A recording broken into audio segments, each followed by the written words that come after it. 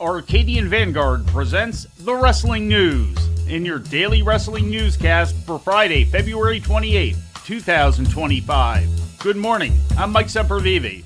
TNA Wrestling presented Impact on Access TV and TNA Plus yesterday, featuring matches taped on February 20th at Full Sail University in Winter Park, Florida.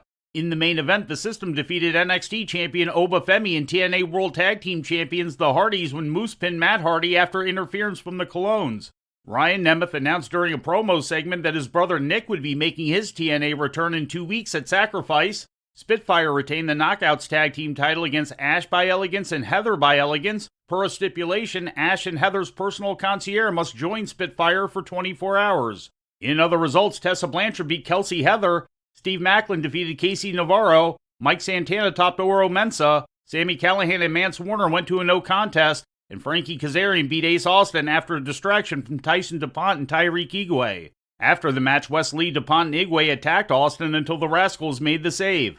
Ring of Honor streamed last night on Honor Club, featuring matches taped on February 19th in Phoenix, Arizona, and February 11th in Cedar Park, Texas. In the main event, Atlantis Jr., Mascara Dorada, and Templario defeated Magnus Soberano Jr. and Volador Jr. in a trios match. In another trios match, Atlantis Sr., Esfinge, and Fuego defeated Euphoria, Gran Guerrero, and Rocky Romero. In other results, Blake Christian beat Fuego del Sol, Dark Panther defeated Gravity, and La Catalina made her ROH debut, topping Lady Frost.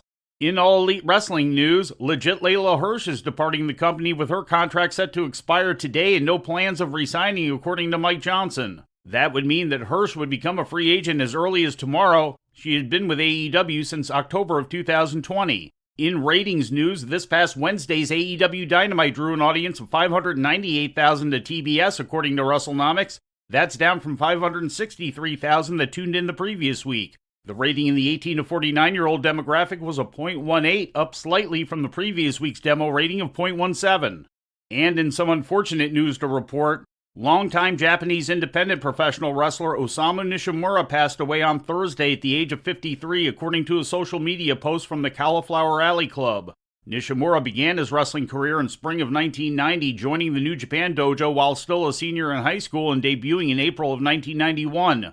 Nishimura was a member of what New Japan referred to as its third generation, a group of young wrestlers which also included future IWGP heavyweight champions Yuji Nagata, Satoshi Kojima, and Manabu Nakanishi. Sent on excursions to gain experience, Nishimura traveled to America where he made appearances for the National Wrestling Alliance as well as Smoky Mountain Wrestling, Extreme Championship Wrestling, and the Global Wrestling Federation, where he became the final GWF Light Heavyweight Champion before the company closed. Nishimura also matriculated at Dory Funk Jr.'s training school in Florida, where Funk's mentorship would develop into a lifetime friendship.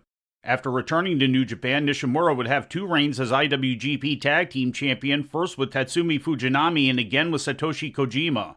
In August of 1998, Nishimura's career was forced into hiatus when he was diagnosed with retroperitoneal cancer. Opting for holistic medicines over chemotherapy, Nishimura was declared cancer-free in 2000 and made a triumphant return to the ring that June. After leaving New Japan in 2006, Nishimura became both a regular for All Japan Pro Wrestling as well as Tatsumi Fujinami's more traditional-style Muga World promotion, which was later renamed Tradition. In March 2024, Nishimura was diagnosed with stage 4 esophageal cancer. Despite his weakened condition and the need for medical personnel to stand by at ringside, Nishimura was chosen by Dory Funk Jr. to be his partner during Funk's final Japanese match this past August against Atsushi Onita and Reijin Yaguchi. In addition to his time in wrestling, Nishimura also got involved in politics, where he served 4 terms as a member of the Bunkyo Ward Assembly in Tokyo until his passing yesterday. Nishimura leaves behind a wife, Megumi, and a 6-year-old son. And before we leave you today, we'd like to remind you that however you consume your content, you can find the wrestling news 24 hours a day and 7 days a week across social media.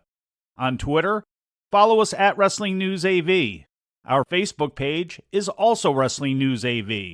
The Wrestling News can also be found on the Arcadian Vanguard YouTube page. And for those who utilize Amazon Echo devices, just tell Alexa to play the Wrestling News podcast, and remember to make sure you add podcast at the end.